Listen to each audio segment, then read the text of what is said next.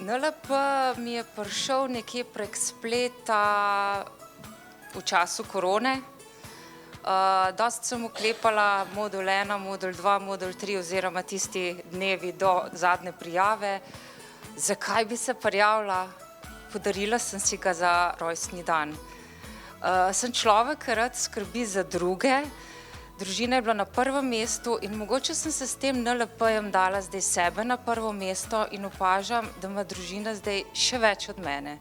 Pa ne sem družina, tudi ostali ljudje. Odnosi, komunikacija mi je bil zmeri nek težek zalogaj, problem. Ampak zdaj pred vami, med vami se počutim lahkotno.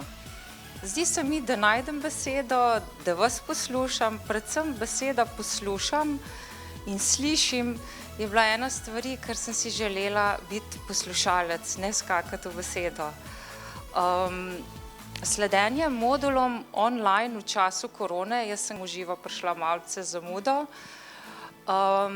Predvsem sem ozavestila modul številka 3, postavljanje ciljev. In sami ti moduli NLP so mi bili res neka pot, tistih 5 opornih točk pa, da sem našla nek svoj cilj, ga v času tega študija preverjala in zdaj na tej delavnici, tem srečanju v živo potrdila in hvala, da ste mi dali vedeti, me spodbudili, da sem na pravi poti. Skrbim za zdrav življenjski slog, se pravi Stas me je spremljal vsem tem času, Aleksandrov glas. Spoznala sem tudi, kakšen tip človeka sem, mogoče na teh delavnicah skačal včeraj, ozavestila, da sploh ni bil včeraj bistven strah, vse še kaj drugega zraven.